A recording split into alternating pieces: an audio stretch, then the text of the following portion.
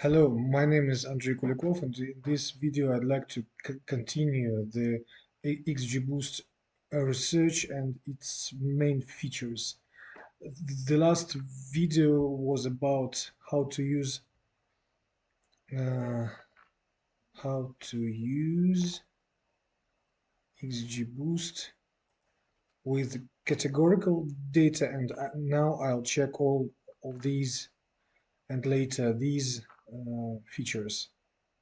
So I use Python 3.11.2 with a virtual environment in Visual Studio Code. So I installed XGBoost and I then start to use it. There are several methods to use XGBoost, and I'll check all of them. Yes.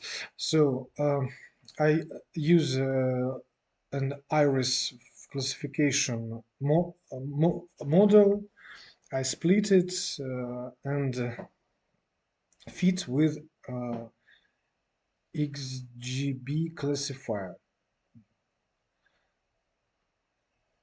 Yes, BST equal XGB classifier. So the data set it's X, so it's features of the and of it, and it's the target. It is 0, 1, or 2 types.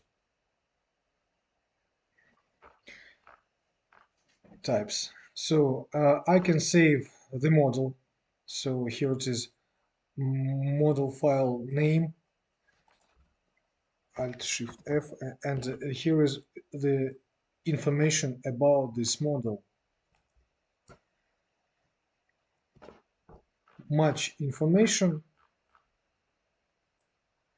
Okay, let's go. Don't save. And when I call this model, I see it is XGB classifier with the following parameters that I can put in my training.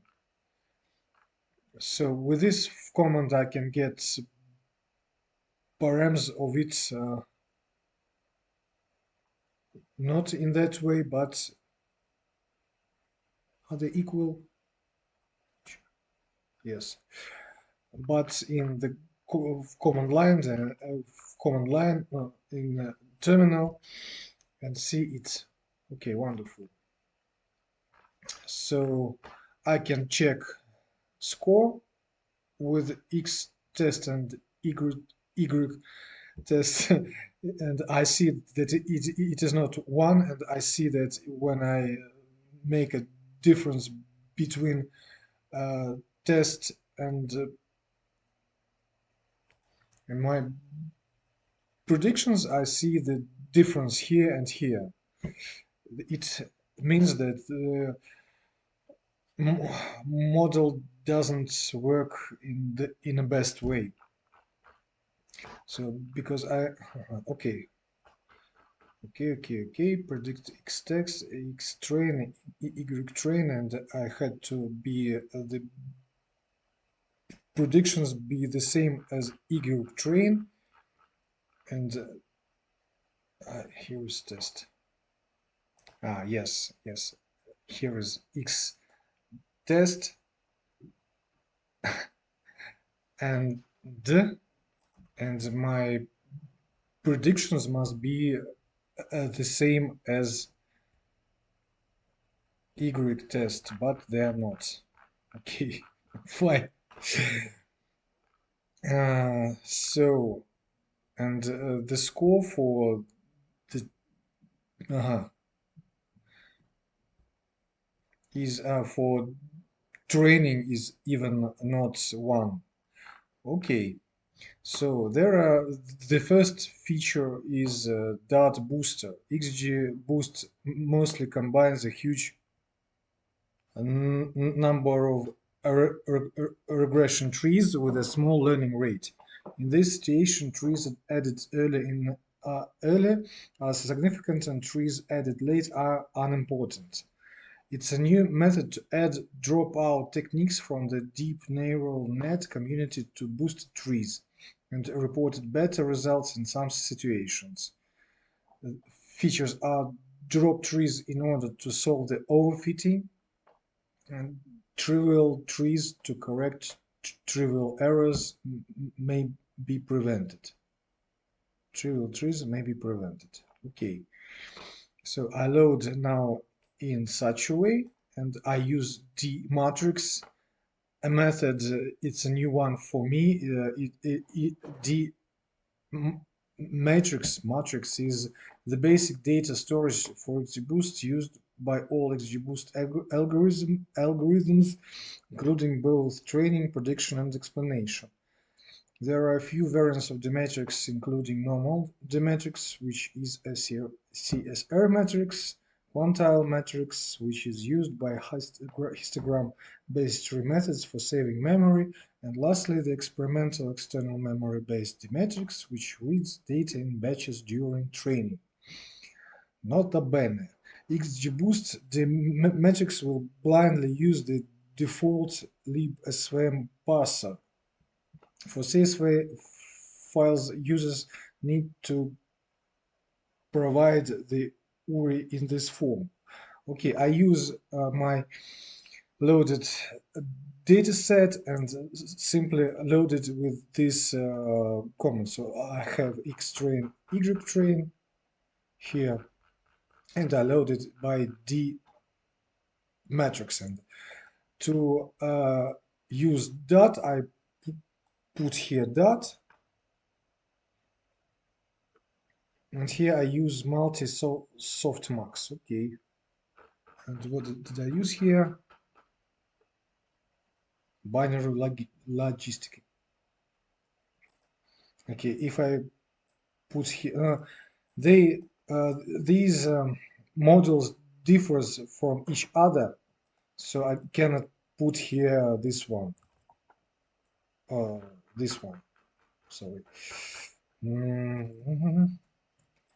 It will give me a mistake. I'll research these information later in my second video about the parameters more detail in a more detailed way. So if I put it here, it will give me a mistake. Okay. So here I get the same results as here. Where are you? Sorry.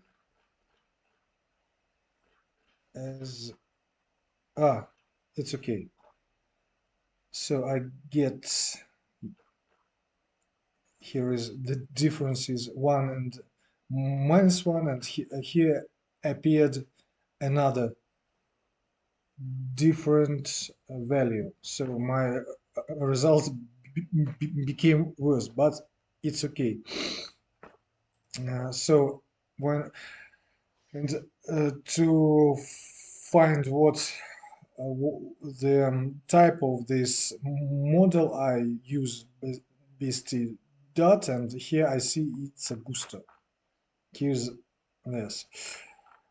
It's important because here is sorry, here in Python package for each library I have its own type of commands. Here here are they. Not much, but it's enough for the second video. So I can get the score. It's a feature importance of each feature. I have 4 features. Am I? Yes, I have 4 features. 1, 2, 3, 4. Wonderful. So when did I stop? Okay, and what is here? Here is, sorry. Here is, terribly sorry for this pause. The information about parameters for booster. Okay, not simple. Another feature is using standalone random forest. We can use XGBoost to train a standalone random forest, or use a random forest as a base model for gradient boosting with the following params. So here are they. Okay, I did not test it because my my task dataset is not for random forest. If I try to do it, I'll get a mistake about labels. Okay. Uh, the next feature is feature interaction constraints. It's very important thing for feature engineering. So it allows users, am I going? Yes. It allows users to decide which variables are allowed to interact and which are not. Potential benefits include better predictive performance from focusing on interactions that work, whether through domain-specific knowledge or algorithms that rank interactions. Then less noise in predictions, better generalization, and more control to the user on what the model can fit. For example, the user may want to exclude some interactions even if they perform well due to regulatory constraints. So I'm sure that it prevents the overfitting of the model. It is not written here, but I suppose it's true. So, for example, the constraint 0,1 indicates that variables x0 and x1 are allowed to interact with each other, but with no other variable. And here, how it is realized. You see, features 0 and 2 are allowed to interact with each other. This one, 0 and 2. No, it's from other example. So here are the two of them interact here and two of them interact here, and 1 and 2 do not interact, and 0 and 3 do not interact, and I'll delete it. It's not from this. So, and I train and save the model, and what I see here that my results are the same as before, as with dot booster, but it's okay. The dataset is very simple. So XGBoost Python package supports using feature names instead of feature index for specifying the constraints. Given a data frame with columns of these characters, the feature interaction constraints can be specified as f0 and f2, like 0 and 1. And here are the name of the features and their importance. Okay, very interesting. So what's next? The next thing is survival analysis. Survival analysis are regression models timed to an events of interest. Survival analysis is a special kind of regression and differs from the conventional regression task as follows. The label is always positive since you cannot wait a negative amount of time until the event occurs, a regression event. The label may not be fully known or sensed because it takes time to measure them. Okay. For example, it helps to work with infinity in target values. So here is example from the tutorial where we have an infinity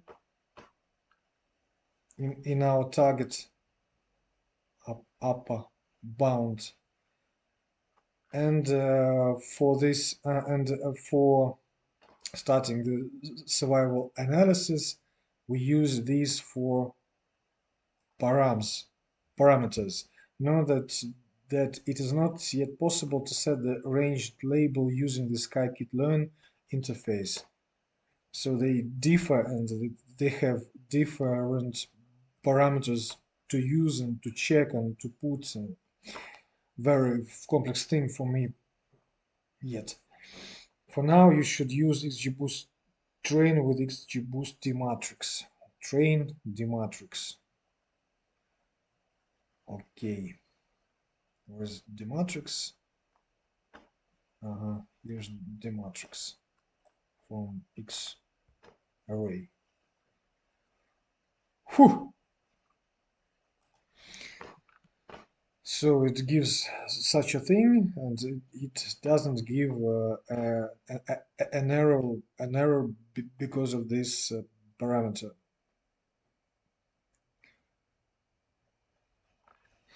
Okay, the next feature is customize objective function. So I can put um, my own objective function like squared log, Hessian gradient to use it in my model. So objective is then used as a callback function for XGBoost during training by passing it as an argument to XGB train. Yes, yes. And here I use this squared log from this. Wonderful. I can do anything that I want. Fine.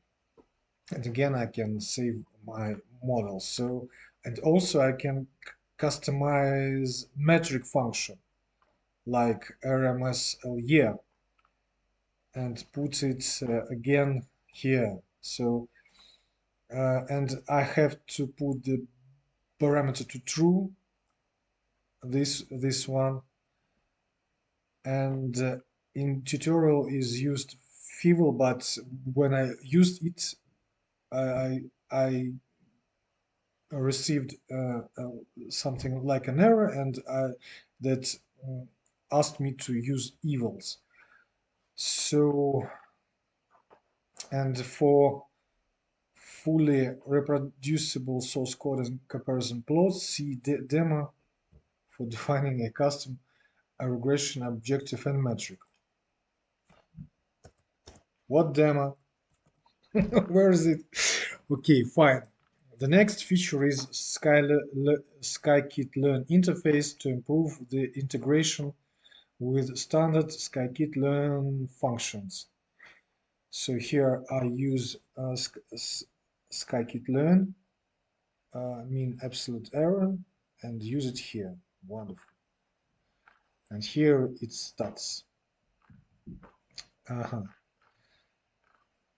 Wonderful. And for custom objective function, users can define the objective without having to access dmatrix. Some code, some function for that. Okay, I have to check it on the real dataset how it works. Okay, wonderful. So about categorical data, I made a video. It's very good feature. where I can not use coding encoding of categorical data to digits to digit data. So next feature is multiple output. Wonderful thing. For instance, a movie can be simultaneously classified as both sci-fi and comedy. And here is the main code of here. I put 5 classes. Yes, wonderful. So objects are not equal up to desired tolerance. No error. Ah,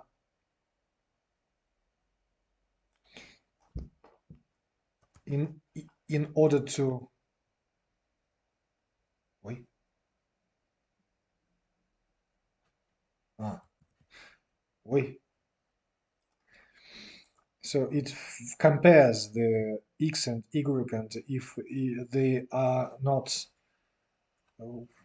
then they are different, it will give an error. So here I have no error. It's the same as I did here, but